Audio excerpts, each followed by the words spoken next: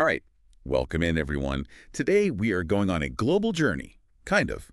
We are going to be exploring U.S. military bases overseas, Ooh. using this fascinating report from the Congressional Research Service.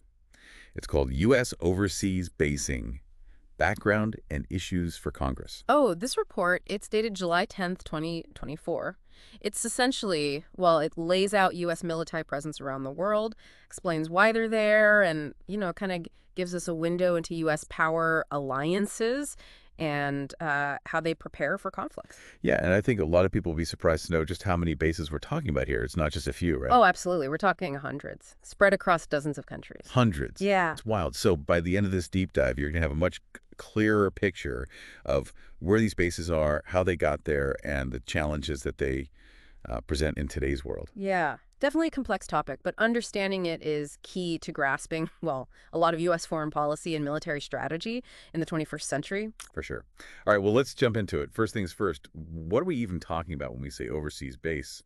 The report gets pretty specific about that, right? Yeah, it does. And they make a distinction between what they call enduring locations versus contingency locations. Okay, so it's not just like, troops being somewhere temporarily. Right, exactly. An enduring location is more permanent, more of what we, I guess, traditionally think of as a base. Uh-huh. Contingency locations, on the other hand, those are way more temporary and usually tied to like a specific operation or a crisis. Okay, I get it. So like an enduring base would be like owning a house in a foreign country, and a contingency location would be more like renting an apartment for a quick stay. Yeah, that's a great way to put it. Hmm. And that distinction is important because it highlights that, things are always changing with U.S. overseas basing. Some of these bases have been around since World War II. Yeah. And others, they kind of pop up and then disappear as needed. Interesting. So geographically speaking, where are these enduring bases? Well, the report breaks it down by geographic combatant commands. Okay. There are 6 in total, but the report really zones in on 2 as like the current strategic hot zones. And those are? The Indo-Pacific and Europe. Makes sense. Yeah, these regions are really front and center, I think, in U.S. military planning.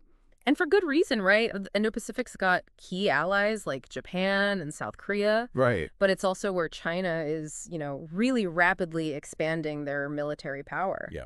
And obviously, Europe has become a major focus since Russia's invasion of Ukraine. Huge focus. The U.S. has been bolstering their presence there, trying to, I guess, deter further Russian aggression. It can reassure NATO allies, yeah. Yeah, exactly. So the locations of these bases, I mean, it really does tell a story, doesn't it? About U.S. priorities and how they're shifting in response to, stuff happening in the world. I think so, yeah. And you might be surprised by some of the places the U.S. has bases. Really? Like where? Appendix B of the report, it actually lists them all out. It's quite a list. I was looking at that earlier. I was surprised to see places like Greenland, Bulgaria, even Portugal. Yeah. It really makes you realize just how far U.S. military presence reaches. It is a global network, and Yeah. each base serves a purpose, even if it's not obvious at first glance. Right. So then that leads us to the big question, why bases in the first place? Right. I mean, what's the point? Good question.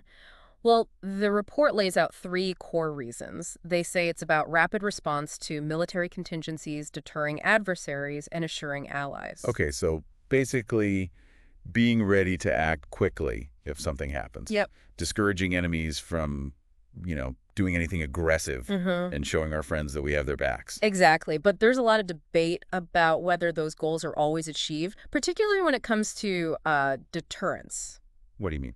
Well, the idea of deterrence is that, having a visible military presence makes potential adversaries think twice before doing something rash, right?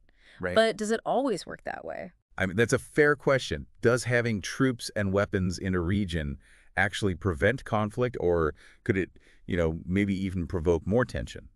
Right. That's the heart of the debate. Some people argue that a large military footprint can actually be seen as threatening I could see that. or even destabilizing. Yep. It could potentially lead to an arms race or maybe even miscalculations that could escalate into conflict. So it's a tough balancing act, I guess. It is. And, this isn't just a modern thing.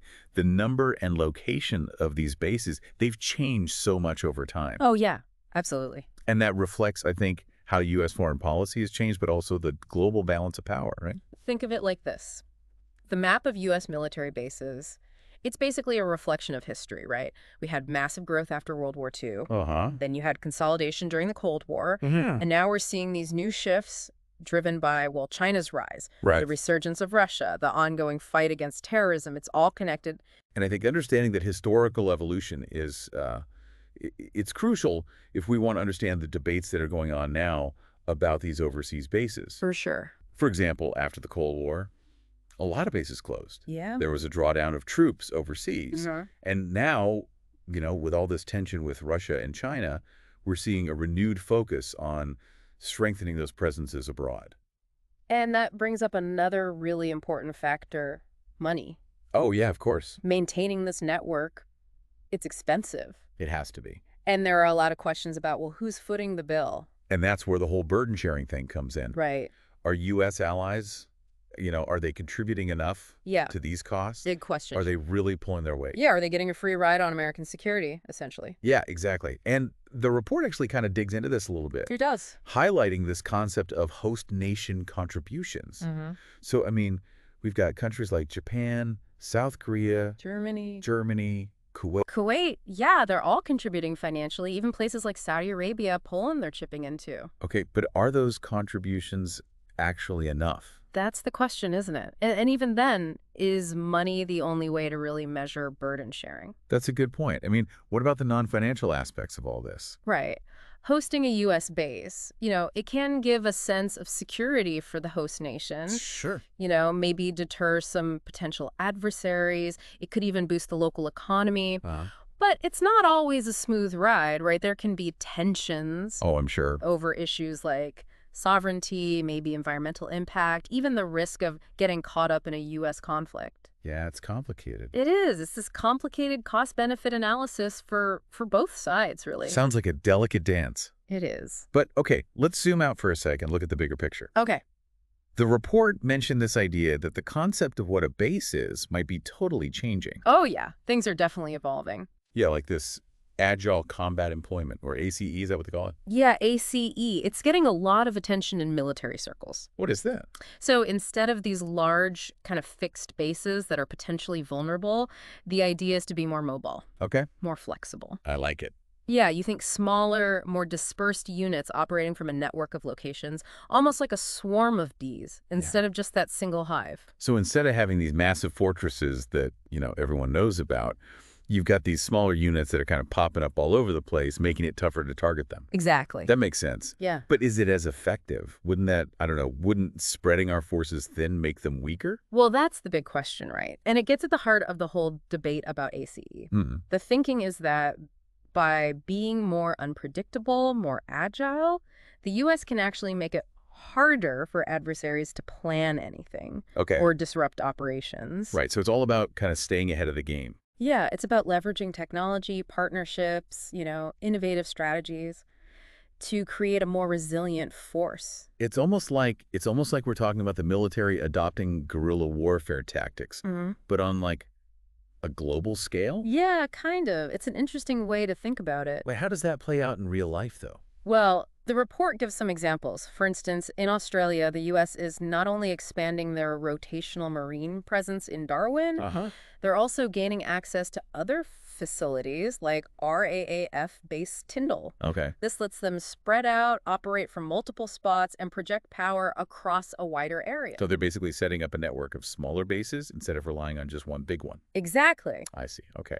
And what about those developments in the Philippines that we were talking about earlier? Oh, right. Yeah. That's another interesting one. So the U.S. has secured access to several Philippine-operated bases under this agreement called the Enhanced Defense Cooperation Agreement. What a mouthful. It is. But this gives them the flexibility to rotate troops and equipment through these bases, making them better able to respond to crises. Makes sense. And train with allies in the region. So it sounds like ACE is really all about being more adaptable, less predictable. It is. But, there's downsides, right? Yeah. I would think that there's some serious logistical challenges involved in coordinating all this movement and setting up temporary bases all the time. Oh, you're absolutely right. Logistically, it's a huge undertaking. Yeah. It requires a very high level of coordination. Yeah. Interoperability, especially with partner nations. Right. You can't just show up and expect everything to be ready to go. Exactly. You got to have agreements in place, infrastructure, the ability to move people and equipment quickly. Yeah, It's a lot. and I imagine that can't be cheap. Oh, no. You're talking transportation costs, communications, setting up and tearing down these bases, and Yeah. then training personnel for all this. It adds up. So it sounds like ACE is kind of a high-stakes gamble. I mean, if it works, it could give the U.S. a huge advantage, Definitely. but if it doesn't, it could be a really costly experiment. Yeah. It's still early days for AC, Ah, and there are lots of opinions on how effective it'll be. so we'll have to wait and see. Exactly. But even if it does work, this new way of doing things, it's got to come with a whole new set of challenges. Well, absolutely. For one, it relies heavily on those partnerships, like we talked about. Uh, You need a high level of trust, cooperation with these host nations. and that's not always easy. Not at all, especially in regions where, politics are messy. Right. And there's always the chance that adversaries are going to adapt too. Of course. Find new ways to counter us being more spread out. It's like a constant back and forth, isn't it? It is. It's a chess match. Trying to stay one step ahead. This all makes me wonder, what does this mean for the future of U.S. overseas basing as a whole? Big question. Are we going to see more bases? Fewer? Mm-hmm. Or is it going to be something totally different? Mm-hmm. Yeah, it does feel like, I don't know, we're at kind of a turning point. Like how the U.S. thinks about these overseas bases is really evolving. I think so too. And what's interesting is that this whole shift toward agility and flexibility, it's not just a military thing. Yeah. No, you see it everywhere. I mean, businesses, technology, even just like in how people live and work. That old model of these big centralized structures, it's being challenged all over the place. So is the military kind of taking cues from the corporate world then? Are there lessons they can learn from how businesses adapt? I think there might be. Businesses have had to become way more nimble, Mm. more responsive, to stay competitive in the global marketplace. And in a way, the military is facing the same pressure, right? The threats are changing so fast. Yeah. They've got to be able to adapt just as quickly to keep up. But going this, more decentralized route, the more agile approach, it's not without its risks, though, is it? Definitely not, especially when we're talking about national security. Right. One of the biggest challenges is going to be that reliance on partnerships. ACE really depends on, having good relationships with these host nations, being able to work together smoothly. And that's not always easy to do, especially in those regions where politics are complicated. Trust is hard to come by. Yeah, that makes sense. And I'd imagine the costs involved are pretty significant. Oh, yeah. Even if each of these smaller units, they're cheaper to maintain on their own. Yeah. All that coordination, the moving around, setting up temporary bases, it can't be cheap. No, definitely not. Yeah. So, I mean, where does all this leave us? Yeah. What does the future really hold for these U.S. overseas bases? That is the question, isn't it? And the report, it doesn't have all the answers, but it does highlight some of the big things that are going to shape these decisions moving forward. Like what? Well, you've got things like, new technologies, obviously, Yeah. the changing nature of global threats, the balance of power Yeah. between countries, Right. international relations, how that's evolving. It's all going to play a part. Sounds like predicting the future of overseas basing is almost as hard as predicting the weather. Yeah, I guess in a way it is. But just like, weather forecasters use all this data. They have their models, right? Yeah. We can use this information in the report to kind of understand, I don't know, what forces are shaping U.S. military power abroad. That makes sense.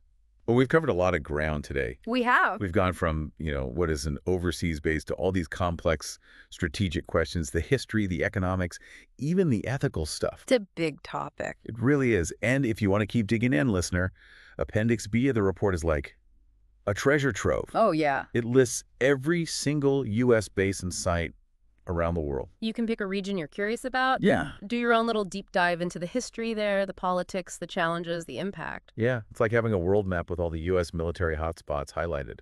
Exactly. And as you explore, remember what we've talked about? Yeah. Think about how U.S. basing has changed over time. Yeah. The debates around burden sharing, the impact of these new ideas like ACE, the relationship between the U.S. and these host nations. It's fascinating. So to sum it all up, you've now got a much clearer picture of this complex world of U.S. overseas bases. You've learned about the history. The why, the challenges, the ongoing debates. You've gained insights into how these bases shape U.S. foreign policy and military strategy. And I think most importantly, you've gotten a little taste of how to think about all of this in a more informed and nuanced way. Because the world's changing all the time. Yeah. There's so much uncertainty, geopolitical uncertainty. It's true. And understanding the role of U.S. military power overseas, it's more important than ever, I think. Yeah. No easy answers? Definitely not. But Yeah. by asking the right questions, seeking out different perspectives, staying engaged, we can all contribute to a more, informed and constructive dialogue about the role of the U.S. in the world. Couldn't have said it better myself. That's it for this deep dive, everybody. See you next time.